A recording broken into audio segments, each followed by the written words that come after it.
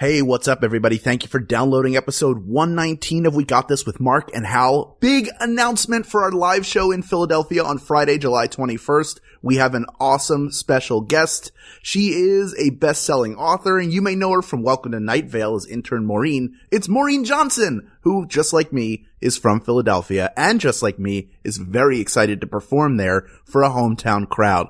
Get your tickets now. They will sell out. bit.ly/WeGotPhilly. That's all lowercase, PHILLY. And hey, if you're a fan of the show and you haven't done so already, we'd really appreciate it if you'd head over to iTunes and leave us a 5-star rating and review. That's how new people find the show via Apple products, and there are a ton of people out there who are Apple users. And hey, if you don't, and you're looking for a way to help the show, tell a friend about it. It's as simple as that. But for now, settle in and let us entertain you with episode 119 of We Got This with Mark and Hal. Hello, I'm Hal Lublin. And I'm Mark Gagliardi. Since the dawn of humanity, one issue has gone unsettled. With the fate of the world in the balance, we're here to settle, once and for all, Mac or PC? That's right. Don't worry, everyone. We got this. Podcast should have a theme song. Podcast should not have a theme song. Yes, they should. No, they shouldn't. They sound good. Yeah, but people are just going to skip past it. You know what? You're right. We got this. Hello, Mark. Somebody say something. Please, somebody pierce silence. For the love of God. Sorry, you guys. I was loading that whole time. I was the personal little rainbow spinning wheel of death. But now I've come to. All right. Well, thank goodness, because we have to get this episode going, and we have a great guest for this topic. Not a great guest for this specific, just a great guest for any topic, really. He is an international bestseller. He's written Lamb, A Dirty Job, You Suck, Practical Demon Keeping. His name is Christopher Moore. Welcome, Christopher. Thank you. It's nice to be here. Now, all right. So, Mark, we have an approach for this because this is sort of like a really wide-ranging subject that you could cover a lot of different pieces. We're not going to do like iPod versus Zune. We're not bringing phones into it. We're not bringing tablets into it, really. These are functional computers, laptop and desktop, PC versus Mac. And this was suggested by our graphic designer, Uri Kelman. So thank you, Uri. Thank you, Uri, for more than one thing. Yeah. Yeah, I feel like Thanks, this is Uri. us reviewing one movie rather than the Marvel Cinematic Universe. Which might be a little bit wide a topic for an hour. Right, exactly. Yeah. Okay. So let's dive in. Can I briefly point out to our listeners, because I think it's hilarious, the elephant in the room, is that we are recording this for a second time. Yeah. Due to a hardware problem. Yeah. Chris, do you want to go into that before we sort of really break down how we're going to approach this? It's the fact that technology did not work. Yeah, but it was specific technology, wasn't it? Well, it was. And my favorite thing to do on a date is to talk about my ex. So I think this is appropriate. Basically, we were comparing and contrasting Mac and Windows, and it was brilliant. I don't think we'll ever be that good again. No. And and at one point, I think one of my peeves with Macs, because I've used both, was that they just decide what ports you get to use and what ports you don't get to use. And they don't really consult the real world and users and how they use their machines for that. And the iMac that I was using to do the podcast on doesn't have any USB 3 ports on it, despite those having been the standard for years when this thing came out. And so I have to have a big dock with a Thunderbolt port, which nobody has ever used except them. Except you. And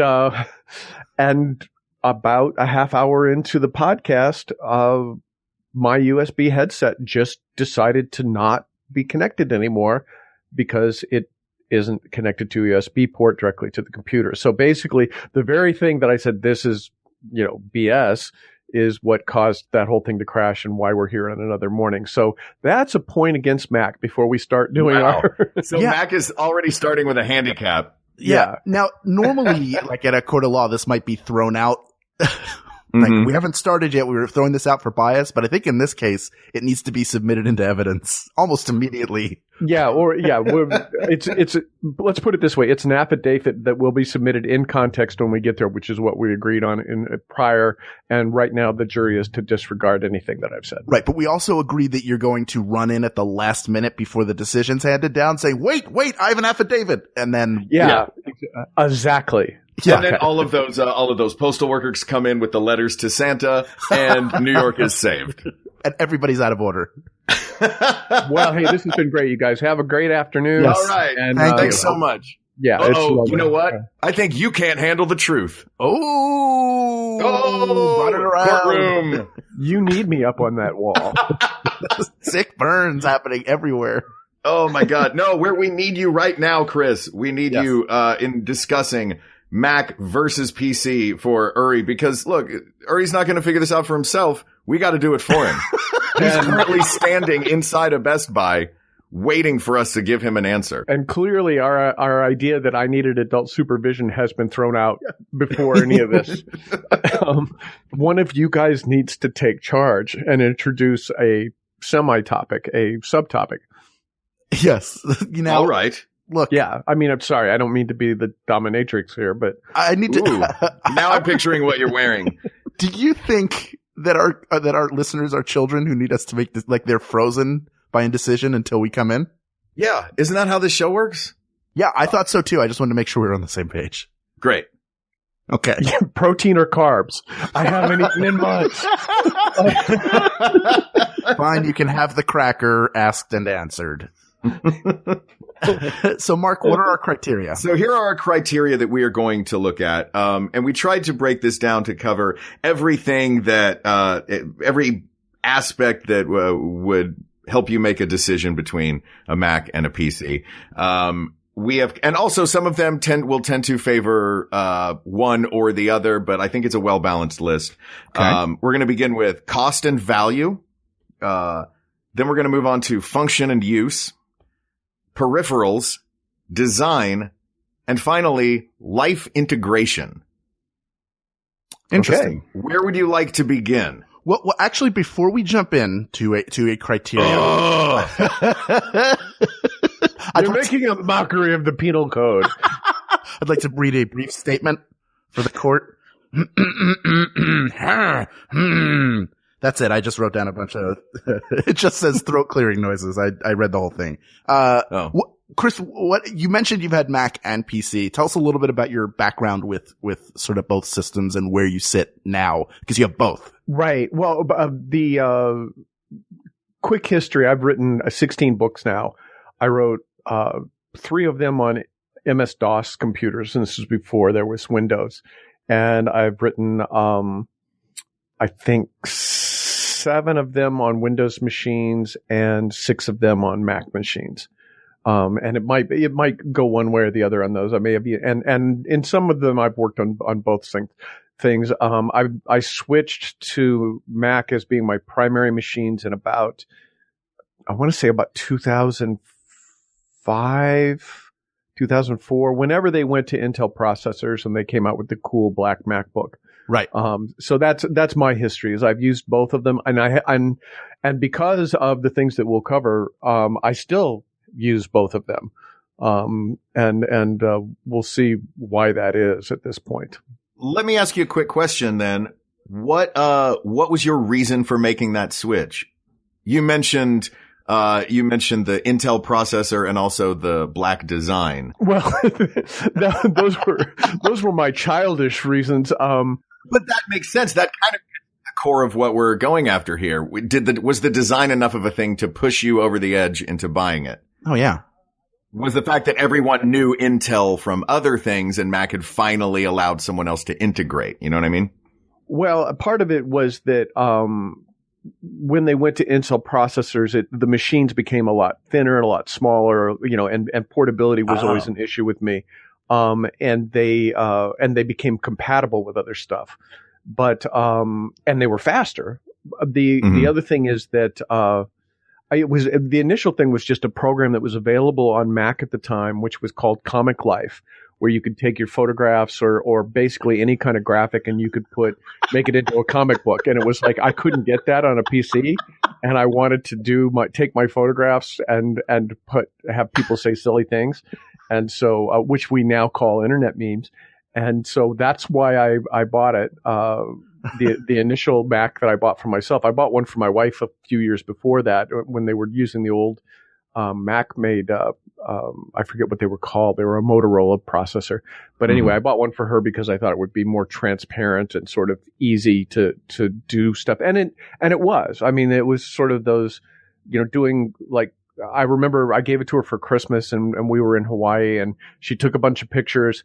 And by that evening, when we were seeing people, she put a slideshow together of all the pictures she'd taken that afternoon without having ever used a Mac before. And that's just not something that you could do at that time with a PC. So I actually didn't own the first Mac in our family. The first one was for my wife. But I changed basically because there was a fun program available for Mac that wasn't available for PC. Was this part of your work functions as a writer that you needed this, or this was simply like, that computer has one toy that I like that I can only get on that computer? Well, it was a way to justify. I've always liked taking pictures and I had just sort of gone to digital, and it was a way to share that with, by that time I had an audience on the internet and although there wasn't social media, I had a bulletin board and a web page and all that. And it was a way to share stuff with that audience and make visual jokes and sort of justify all the ridiculous amounts of time and money I spent taking pictures.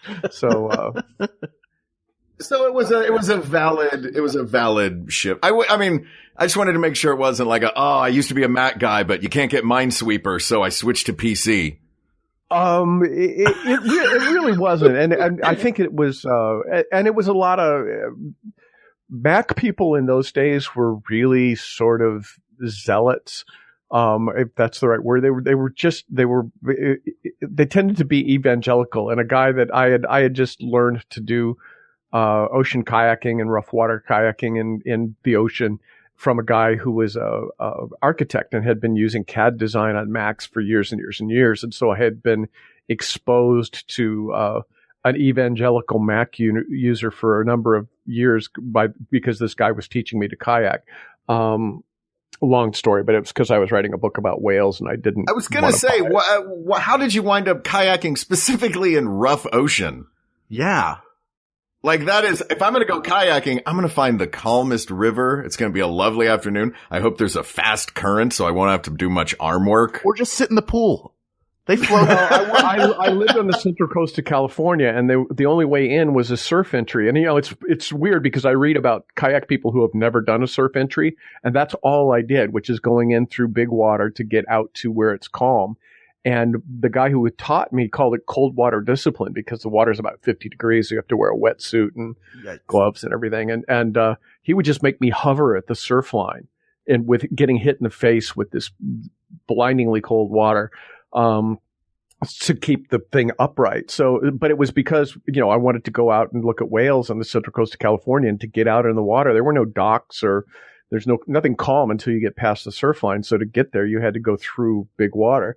So it was just a matter of, it was a long drive, and a lot of money to buy a boat that had a motor and stuff like that. And I was, cheap and wanted to be able to go a mile from my house and go into the water. So that was why it happened. So I sort of learned it by accident. And one of the things when you learn something, when you go into a field like that you don't know anything about, you don't know that everybody else hasn't already done that. And the guy that was teaching me didn't inform me that, look, you don't have to do this. He was like, yeah, this is what we do. We've always done this. I know 3 guys that do this, So your first real lesson was don't trust anybody. Yeah, it was. My architect friend is sort of a jerk. That was my first lesson. But I did learn how to handle myself in the water. But he was a big Mac acolyte because at the time, that was where CAD was on Macs. Right. Mac-alite, guys, come on. Yeah. Right. Sorry, that just burst into my head. Yeah, well, it's kind of part of the job is making up the words. Yeah. Anyway, so let's move on. Let's get to the criteria. So which one would you like to start with? We have, let me go back over. We have cost and value, function and use, peripherals, design, and life integration. Well, cost. Oh, I think go ahead. What do you say, Hal? I was going to say, I think cost and value is a pretty easy one to knock out first because it's no contest at all. Would you start, please? I mean, it's the PC. You can get a reasonable amount of machine at a much lower price. The way that Mac, everything they do is premium, and it's all built to give the aura of exclusivity and high quality. And so for that reason, everything is super expensive, like way more expensive than you would pay for the PC. And then PC also has the advantage of you can buy all the components and build the computer yourself, which I think is, in some cases, can be even cheaper than doing it prefab. Right. Which Mac dabbled with the whole Mac Mini thing. Yes. But I don't know if that ever took off. Yeah, and they had big Mac Pros that you could switch out video cards, but only 2 people made them, and they were 4 times more expensive than what you could buy for a PC for exactly the same chip. So not only just the machine itself, but even the components that you would be getting are more expensive. Right. I mean, but the advantage is you could use, it had a base for 4 hard drives, and you could put your own hard drives in it. So it was a cool idea, and especially for people who do the things that they say Mac Pro people do, like mixing down, rendering video and stuff like that. But that's a different, and those were god awfully expensive, as they still are. A Mac Pro, which is kind of a non-usable thing because they decided to make it look like a washing machine agitator to be different. In the current iteration, it's not a usable thing. It's not, it's sort of, they took away the one cool thing about what the big Mac Pros was, which was being able to switch components in and out. Right. And I want to add to the price thing is if you talk about entry level when you're talking about this sort of thing. If you need a computer that you just need to word process and surf the net and watch some videos and do the things that we do 90% of the time when we're on a computer, you can buy a pretty decent Chromebook now for a couple $100. Yeah. So even, not to go outside of the lines, but while the PC, the Windows PC is still going to be probably half the price of a Mac, to get into it for similar hardware, at least inside, not design outside. You can get less when you're not even paying for an operating system because Chrome is free. So that's just, just to confuse things a little bit, but definitely I'm with Hal. You get a lot of machine for a lot less money with a PC. Doesn't look as cool. And I will say this, in the years that I've used now, what are we going on? Like 14 years I've been using Macs. I've never had one that I had to retire because it broke. I've retired them because, I've retired one because it was obsolete, and Mac quit making software that would work with it. Right. But the forced obsolescence that Mac puts into their stuff. Does PC do that to the degree that Mac does?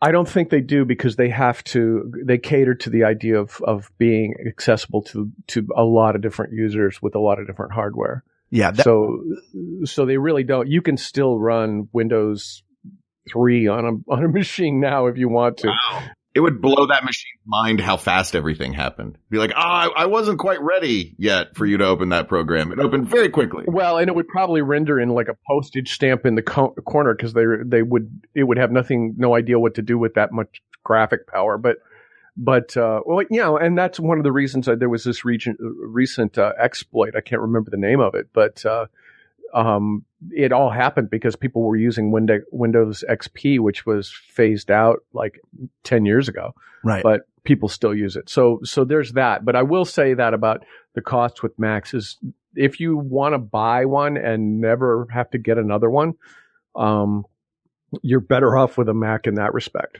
Yeah. I mean, I will say, so I switched in 2006, and prior to that, I'd been all PC and had a series of computers that just went down, and they weren't cheap, but they just stopped working. A hard drive failed, power source failed, fan went out. software issues, whatever it was. And it's not like I was getting a bunch of like shareware. I wasn't putting a bunch of stuff on it that would expose it, to malware.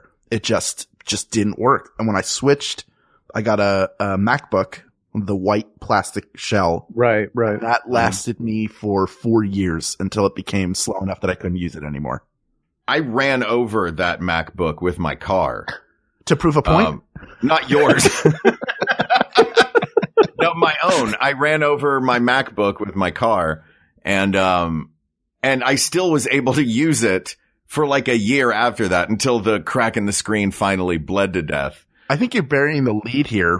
Why did you run over your computer with your car? Look, man. I had an Isuzu Amigo, and I was putting the top up on it because it was like a Jeep Wrangler where it had the top that you could take off. And I took my backpack off and I set it right behind the tire, which was probably a bad idea. Which is definitely a bad idea because I ran over my computer. I put put all the stuff down, and then I got in the car and I drove away. And as I drove away, I ran over the computer, but I ran over specifically the optical drive, so I couldn't play CDs on it anymore. But the computer, it's amazing. You can run over a MacBook and it won't die. Wow. Jeez, you're like Ron Popeil. You'll do anything to test it out. That's right. But if I could make a suggestion, don't ever tell that story again, Mark. Oh, okay. Because the part where you go, and then I set it under the wheel of the car seems like, oh, he's an idiot. Well, yeah. I don't know. If any of our listeners know, I am an idiot. Yeah, we've all left cool stuff on the top of our car, on the roof. Yeah. If we set it on the roof of our car and it slid off and I ran over it, that's how you tell it. I'm sorry, this is a novelist in me going, here's how you tell that story. So that you're a little bit, we can all identify with, I set the baby on the car, I drove off, and the baby rolled off the car. I set the baby behind the tire of the car. Yeah, exactly. See how that sounds? That's what I'm saying. Yeah. Where'd you set the car seat? I'm sure it'll show up. Yeah, you definitely want to buy a Mac if you're going to run over it. So I think we solved that. Why didn't we include car durability as one of the criteria? So for cost and value, most people don't plan on running over their Mac. So for cost and value, then PC is the winner. Yes? But yes, but Macs are hashtag Mark proof. Everybody use that on Twitter now. If you think you have something that Mark cannot crush with his car, post a picture of it with hashtag Mark proof. And I will attempt to crush it with my car. This is like that old Letterman thing of throwing stuff off a building and running over stuff with a steamroller. I like it. That's exactly it. It That's what can we're be doing. a new we got this feature. Yeah. Send us anything. We'll run over it. Yeah. Mark's in his 2000 Isuzu Amigo. I don't have that car anymore. I gotta buy a car, like this week. Guinea pigs or chinchillas? Mark will run over one with the Isuzu. We just gave them to him as pets. It'll happen naturally. Just follow him. All right. You know what? That seals it. Now I'm getting a tank. Okay. Perfect. This is all right. great. Let's move on to function and use. Hal, this was one that you had written down that I asked for clarification on that I enjoyed. So would you give that clarification to Chris and our audience as well? Sure. Just to lead it off, what I mean is, what is the primary use of the computer and what types of users does it attract? So for PCs, it's a lot of business and data driven, and also a lot of software developers and coders will prefer the PC over the Mac. That isn't to say that there aren't coders and business people who use Mac, but primarily you associate those people with PC. Now, creative people, photographers, editors, sound engineers, you're more likely to see them working on Macs. Yes. Yep. And that, I feel like one is way more societally useful for the things that affect our lives day to day, and the other is way cooler and for our ways of escaping everyday life. Make sense? Like a PC is going to crunch numbers that if it has to do with my bank account, I might not like. Over on the Mac side, they're building explosions for Expendables 4. Right. Well, I think that we sort of agreed to not talk about phones, but I think that a lot of people's window into the Mac world was the fact that it interfaced with their phones. Because the iPhone came out in, I think, what was it, 2006? 6 or 7, 2007, right around there. And that was people's first smartphone. It was certainly my first smartphone. And that, at that point, I was sort of cemented into the Mac world because, you could move your calendar to it, all that stuff. So you have that going for it. But the other thing that the PC had was that companies used it because there was so much different, I guess they call it enterprise hardware that was made to scale up that Mac didn't really do. So if you were running a Fortune 500 company and you wanted everybody to be using the same stuff so that your IT guys only had to learn one solution and had to, they'd have one sort of backup install disk, and you'd see references to this all the time. The PC stuff was just a better platform for that because you didn't have to learn, you didn't have to go to each person's Mac and make it work with the enterprise software. And that extends to today as well. So it's sort of, and I'm sure you guys know, as do I, people that have to have the PC for work and they have the Mac for their personal stuff. So sure, Mac in the sheets. Yeah, exactly. Mac in the sheets, PC in the streets. Yeah, I mean, if you think about the Mac, when it really got the most useful for business application was when they finally got Microsoft Office, and they're always a generation or two behind. Like the latest version of Microsoft Excel on a Mac does not hold a candle to what Excel can do on a PC. It's just a superior program. Right. And the sort of, I think kind of a failed attempt of Apple to recreate that with their iWork suite. Like everybody knows Excel when you think of spreadsheets. Nobody thinks of numbers. You don't think of an app. They do have a really good, their presentation app I like a lot. Keynote, yeah. Keynote is great. And a lot of professionals do use Keynote. Because it's design driven. That's Mac to the core. Yeah, the professional photographers I know will interface to, they'll build their stuff on Adobe apps.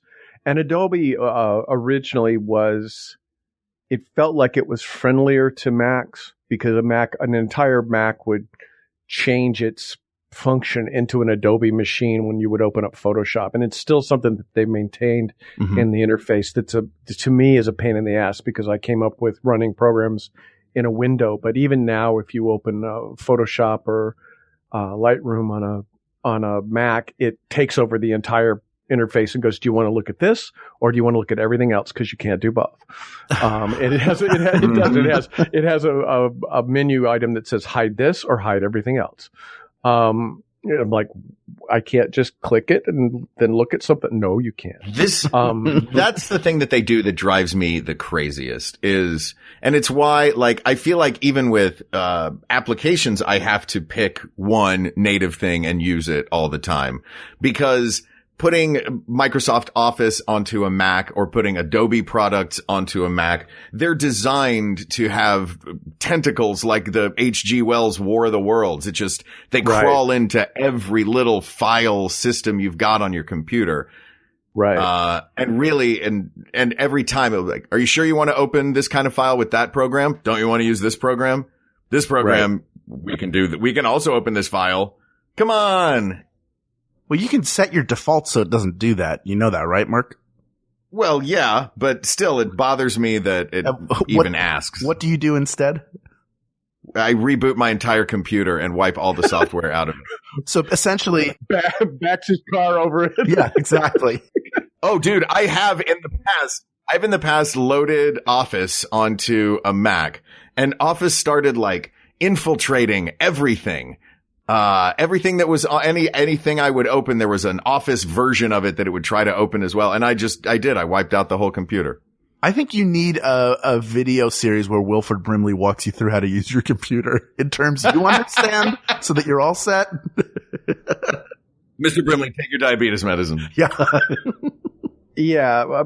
Part of that, I just, right before we were talking, I was dealing with this very issue. I had been sent my new book, manuscript to copy edit. And rather than doing it in hard copy like a civilized person, They wanted me to do the sort of cooperative, you comment, I comment, you comment, I comment, Yeah. which I loathe, with a white hot hate.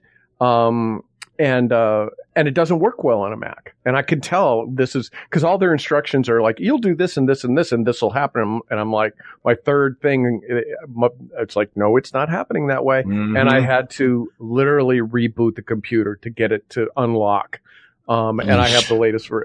So anyway, I think that we're getting to the point where basically usability and functionality, at a business level is better on a PC even now. Yeah, I guess I don't feel that as much just because I tend to work in Google Drive, which doesn't really matter. It's computer agnostic, but I definitely get what you're saying. And really what I thought this would come down to would be, do the business shortcomings of a Mac, are they greater than the creative shortcomings of a PC? And truth be told, you can use Adobe Premiere on a PC. Yeah. You can use that suite of programs. So I think PC now, wins again. all of the functions you can do on a Mac, you can do equally well on a PC with Adobe products.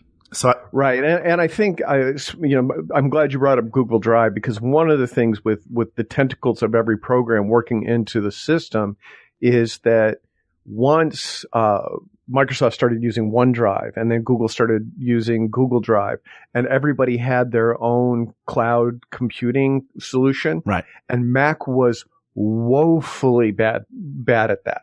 Woefully bad.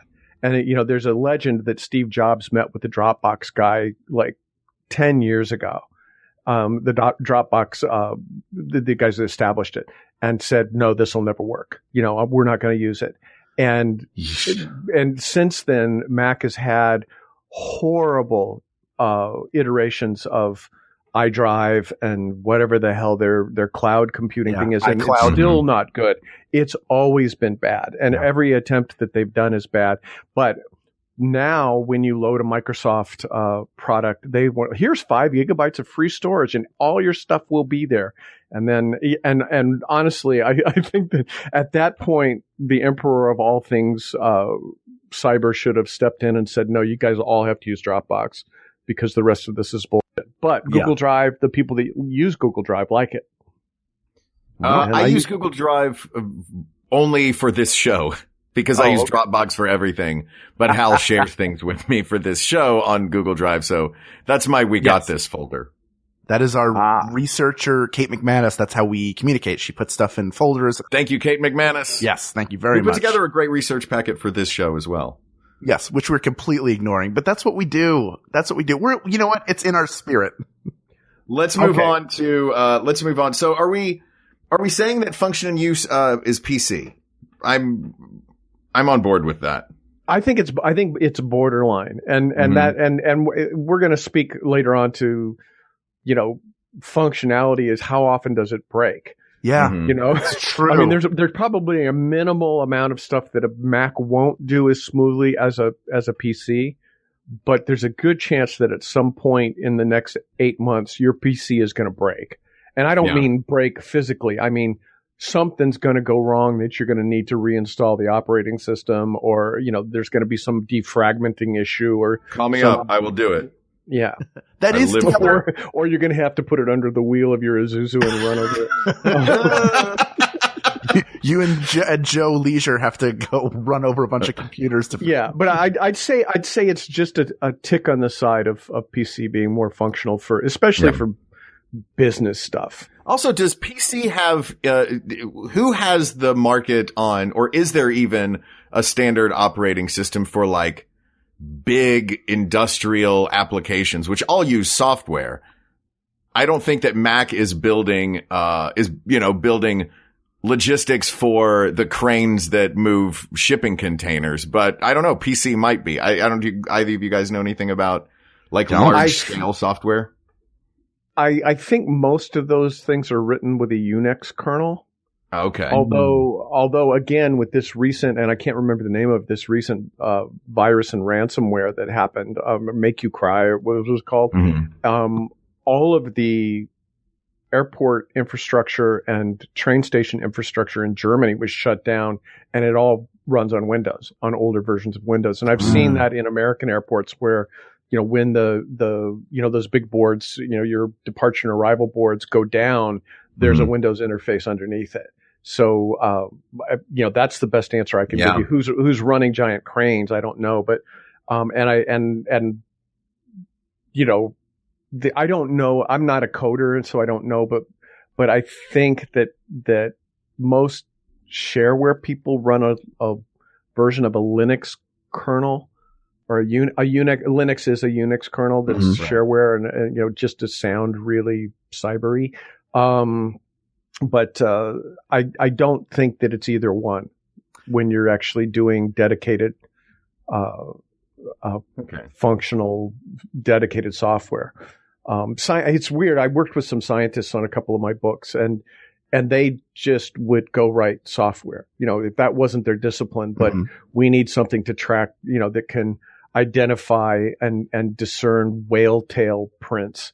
And that doesn't exist. And we're certainly not going to get, Apple to design something like that. So they learned to write code, and most of those guys would work in Unix. So, man, the Apple version of the whale tail identifier would be beautiful, though. It would be a beautiful interface, sleek lines. They would incorporate a whale tail into it. And once you got a worldwide database of all the whales on the planet, so you could track them, then they would change, and you wouldn't be able to access any of it. Sure. They go, we don't. Here's whale tail 2, and we're giving up on that whole whale tail thing. Look, as far as Apple giving up on things, I'm a guy with a me.com email address. I feel the pain of Apple giving up on things. Yeah, well, that .me was one of their iterations of their failed cloud strategy. Yeah. But I've bagged on Mac enough for this segment. Now we're moving on to what? Hold on a second. Wait, before we leave this, I did not think in functionality and use the vulnerability to being broken into, hacked, and viruses sort of coming in. And that if we were a knife's edge over to PC, I would say this would swing it back to Mac. How many systems are vulnerable to attack? That's the advantage of a closed system. And they do go down a lot. You have to pay a lot more attention to that stuff.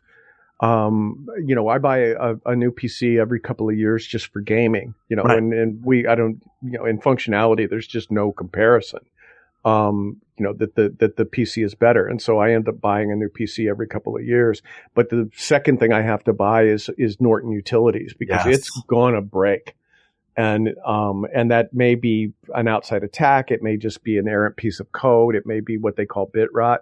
But, if you just want to turn a machine on and then only update it when Apple tells you to, then definitely the Apple beats the PC on function. If the computer that you give to your mom who doesn't know anything about computers is definitely a Mac. Yeah.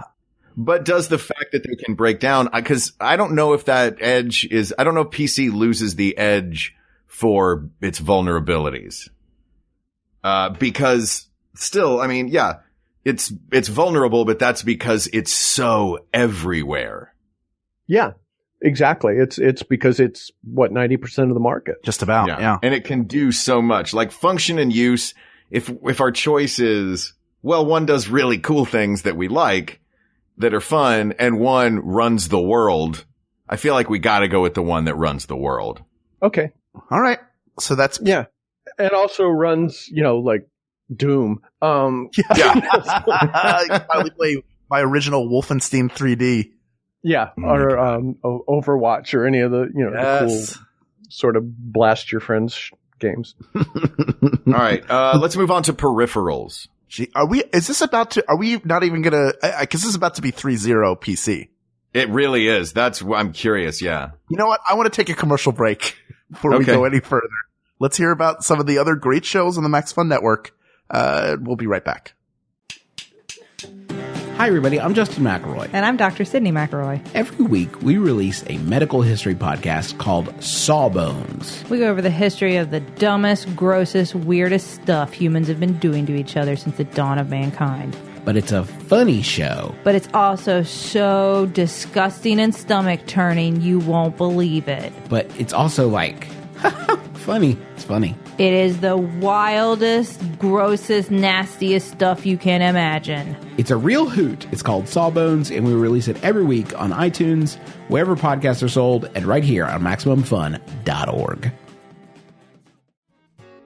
Hey, Max Fun community. This is your friend Elizabeth Gilbert, author of Eat, Pray, Love, and a bunch of other stuff.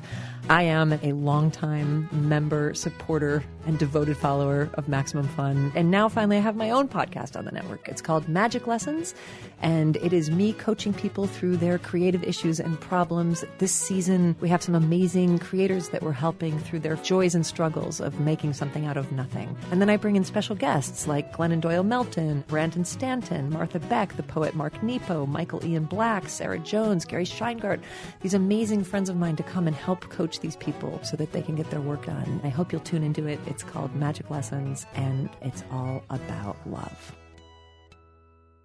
Okay. So just for the sense of building a little bit of suspense here, can we talk about design? Sure. Yeah. Yeah, because there are.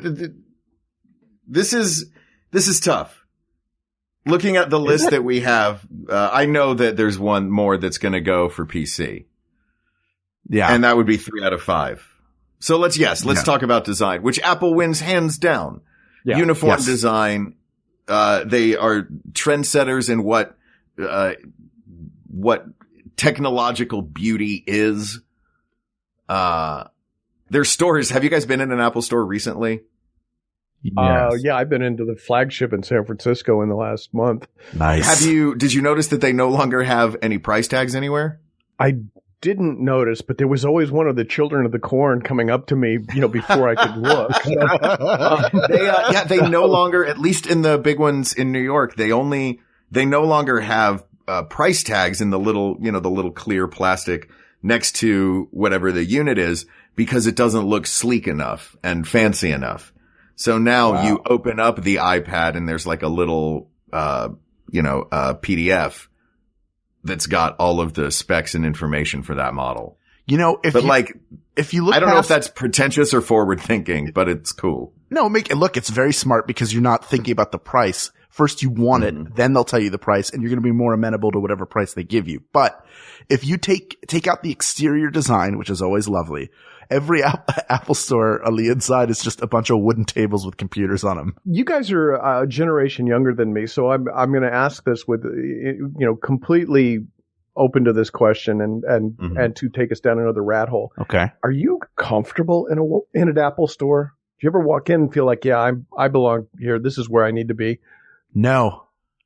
Interesting. I feel I never thought about that. Yeah. Super dumb. I feel like everybody knows more about that. I definitely see like people who definitely like this is their first computer, or they don't really understand computers, because Macs are great for people who are computer novices, because it works out of the box. It's easy to understand. But also there's so much stuff there that it's overwhelming. It's really overwhelming, and everything looks so nice in it. I feel poor when I walk in, because I know I can't afford most of the stuff in there. I'm just going to sniff the air. I'm always uncomfortable, and I have to tell myself, look, if this is supposed to be geared toward the creative professional, I'm that guy. I am, by definition, demographically, I'm the dude that's supposed to be here. Yes. And I never feel like that. I always feel like, Jesus, I'm in somebody's way. I really should have dressed differently to come in here. It's just, and yet I buy a ton of Mac products, and I know what I'm talking about, and I generally have one question, and more likely than not, I'm there to see, how does the keyboard feel on this new model? What does it look like? How heavy is it? Everything's always chained to the desk, so you can't lift it, Yeah. But that's just an aside, because it's sort of like, I know what this is supposed to be, but it's to me, a very alienating place. And ostensibly I'm their demographic, Right. But anyway, so design is awesome. Yeah, and to be fair, again, going back to the sort of wide 90% slice, I have a new PC laptop that's a gaming laptop that's a little sort of ultrabook gaming laptop, and it is awesome looking. It's got the best screen I have ever seen on any device anywhere. It's twice the depth. It's I think a 13-inch screen or 12.5-inch screen, but it's in that 16 by, what is it? That ratio that's a widescreen film. 16 by 9. Yeah, 16 by 9. And it's twice the definition of UHD, of 4K. Wow. I watched a Michael Bay movie on there and liked it. And it was, which is just not, it was like, oh my God, this Teenage Mutant Ninja Turtles is awesome. So, and it's, this stealthy black and all the keys will light up in any color you want. And it's got a nice feel to it. Cost a ton of money. I mean, you got way up in there into the Apple money. Right. To get that in a PC design. But they can do it. But as far as a consistent across the board, if you just pick up a product, your hand's going to fall where it's supposed to. The Apples are pretty good, and they do make false moves at sometimes. I'm not sure that making the trackpad half the size of the laptop is that great an idea, but I don't have one of those yet, so we'll see. It's a better idea than getting rid of the headphone jack on an iPhone. Yeah. Yeah, and that's, we went down that rat hole when we destroyed the last the first iteration of this podcast. Yes. But yeah, the Apple as a company makes a lot of decisions that I'm skeptical of. But it's just pure design out of the box, going back to and the box itself. Yeah. Oh, yeah. I can't throw them away. Yeah, they're so beautiful. I have this big stack of they're like, I could do something with this, and it's like it's not like you can fill it with cookies at Christmas time and go, here's your cookies in this beautiful white Mac box that, I don't know. The power adapter box looks an awful lot like a Russell Stover box. Hey, that is a good point. Delicious. I'm gonna fill that with candy. Or just make a gummy power adapter. Yeah. And give it to your friends. You couldn't destroy that with an Isuzu. There you go. I do think everything about Mac, they build their brand around experience. So to open the box is an experience. The first time you turn it on is an experience. And for me, every time I turn on a PC for the first time, it's like going to the DMV. They're like, name? Date of birth? Take a picture? The Mac is like, have I arrived at heaven? Did we offer you coffee? Yeah. Ooh, yeah. I stoked asking you, has someone offered you coffee yet? While you're filling out. It's going to the Lexus dealer where they lead you to the massage chair. Yeah. It's like, really? Yeah. And we'll be bringing you a latte. It's awesome. I'll buy a Lexus just to go and sit in the lobby. Anyway, so Mac wins. Yeah. Absolutely. All right. Since we had two PCs in a row, let's go with one more that Mac, I believe, has an edge on, and that is life integration. Explain that. The reason that we put this one in is there is so much that's happening now using really good Wi-Fi within a home that everything can be controlled by one device. My printer, I can print anything from anywhere, my phone, my laptop.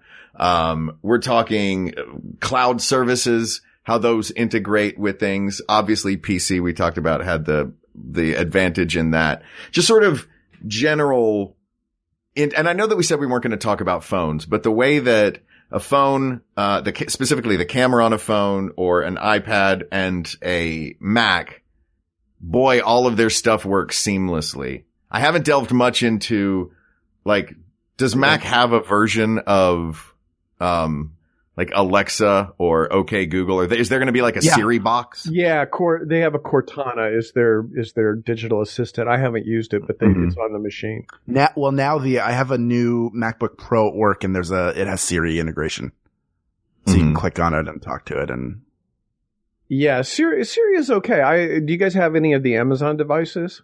Yes, I have a Google. I have a Google Echo. And how is the Google which one's machine? the Google? Which one's it? What's it called? I don't know what the name of it is. I think it's called Google pillar Home of some sort. or something like Google that. Home. Yeah, it's the Google Home. How does it work? It's great. Yeah, the Amazon Echo is pretty intuitive. It's, I would say, just for basic use, it's better than Siri. Yes. So that, but that's not a PC, Right. And I've had Android phones and Android tablets, and they work just as well as anything made by Mac. They really do.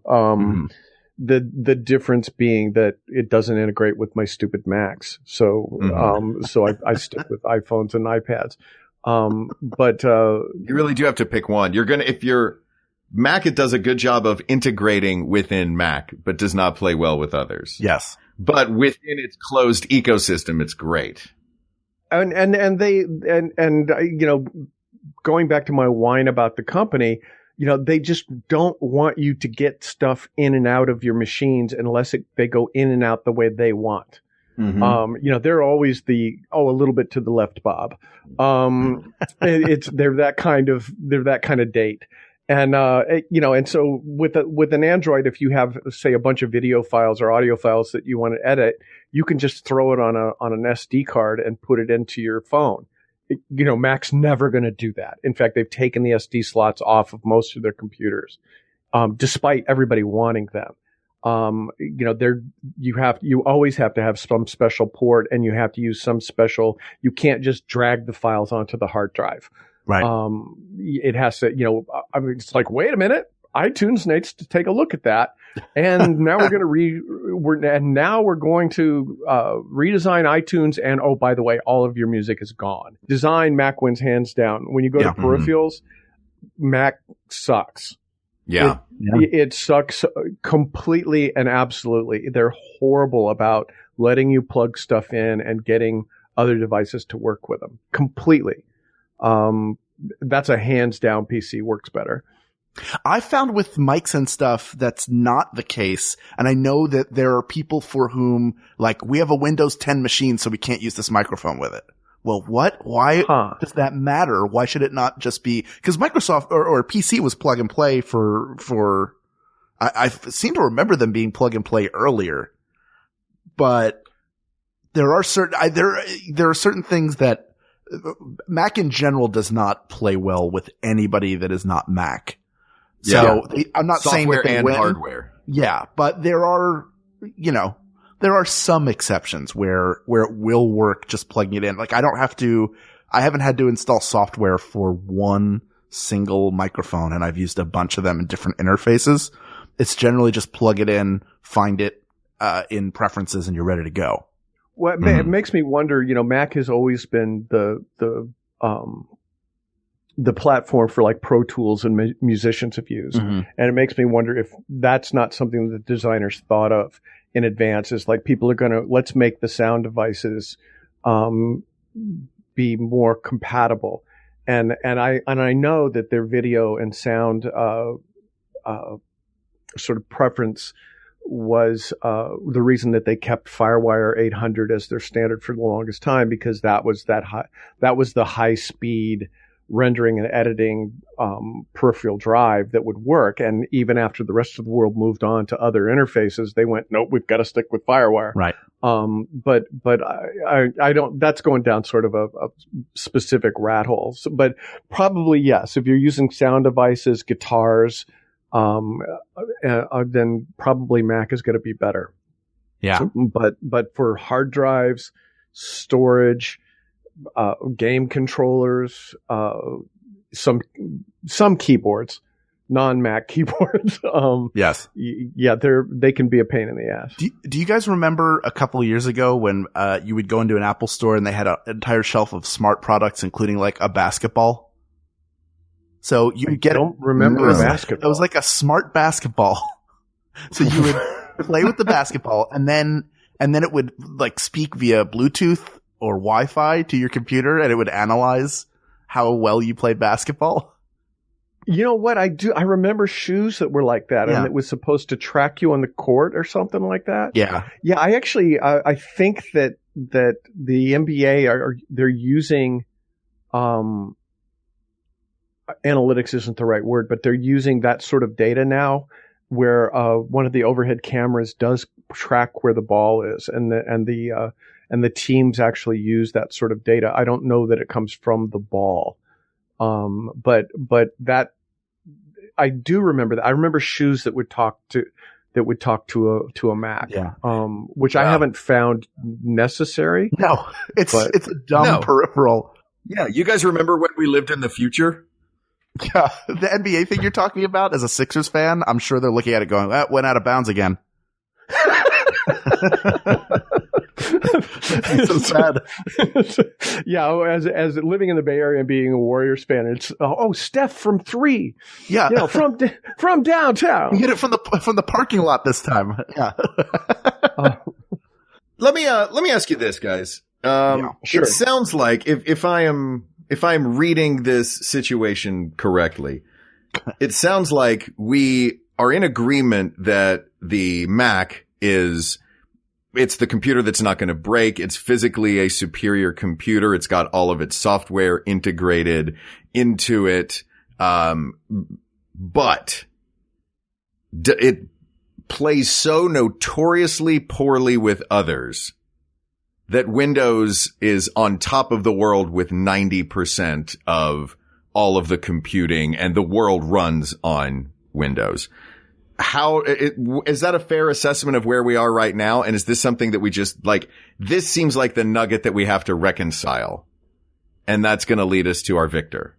I think you've, and quite honestly, on a personal level, I use Macs probably 90% of the time, and PCs 10, which is inverse to how they exist in the world. So yeah, but and it also, I think, task specific. If you're a gamer, and most of the games are designed now for consoles, and that graphic computing power is much higher on consoles than it tends to be on computers, unless you're spending thousands. You've got to go with PC. The games that are available for Mac run well on Mac, and that tends to be real-time strategy like StarCraft and XCOM and stuff like that. They're awesome on a Mac and they're awesome on a PC. Yeah. But if you're a gamer, you've got to go with it. I think it's really what you need to do with a computer, and I think your best question was, how does it integrate into life? And I don't know. I would give the edge for how it integrates into life, into the Mac, because that's just the evidence in my life is that I use them more. I've always got an Apple device close by. Yeah. Always. So. But even with all of that, it looks like the score is going to be 3-5 in favor of the PC. I mean, 3-2. 3-2. Yes. I didn't, like I said, Mark and I were texting before the recording, and we were talking about how we were at math, because I'm very into statistics now because I work in marketing and that's where my degree is in. But I was terrible at math, and I'm obviously terrible at remembering numbers too. Not only were they go, but 3-2, PC's the winner. So it leaves it to me to say, whoop. Hi, it's Clippy. It looks like you're trying to decide between PC and Mac. Is that correct? PC wins, because it's everywhere. You can't escape it. Are people really brand loyal? No, they'll get whatever PC computer they can. It looks like you're trying to get a Mac. Do you have a student loan? Too bad. You're not going to be able to afford one right now. PC all the way. Asked and answered. Sorry, guys. I missed something. Something popped up on my computer real quick. Hey, Al. Yeah. If Mac had one, who would have popped up on your computer? Oh, hello. It's me. The Mac. Julian Assange. I've got all of your files. I'm in Iceland. Condescending hipster douche. Hello, I'm sitting here on my unicycle with my home ref. Hold on. Let me all right. lift up 3 of my monocles, and I'll tell you which system I prefer. This topic has been closed. While Hal is talking about monocles, I will begin the ending. This topic is closed, but there are many more topics. You can reach out to us on Twitter at We Got This Tweets, or check out the Maximum Fun subreddit. A flame war could be happening right now. Email us at wegotThisPodcast@gmail.com, or come to our Facebook group. It is the best group on the internet anywhere. Facebook.com/groups/We Got This Podcast. Christopher Moore, thank you for being on the show. It was a pleasure, you guys. Thanks. This was really fun. And for coming back and doing the show again, Yes. which I hope you will do again. Would be happy to. People can find all their information about you at chrismoore.com. That's correct. And at the author guy on Twitter, and just put me in the search on Facebook. Yeah, do it. And go read all, was it 15 books, 16 on the way, or 16 books, 17? 16th is on the way. Okay, so you have time to catch up, everybody. Read those 15 books and buy a couple copies so you can give them to your friends, because people like new books. It's a good feeling. Please help print live. That's right. Thank you, as always, also to our musicians, Jonathan Dinerstein and Mike Furman, for our score and theme song, respectively. Thank you to producer Ken Plume, researcher Kate McManus, graphic designer and topic suggester Uri Kelman, and QA engineer Jen Alba. And thank you, of course, as always, to you, our listeners. Thank you for logging in and listening to our show, whether you do it on a PC or a Mac or a Unix kernel or whatever some of the other things are. I don't know all of them. C prompt.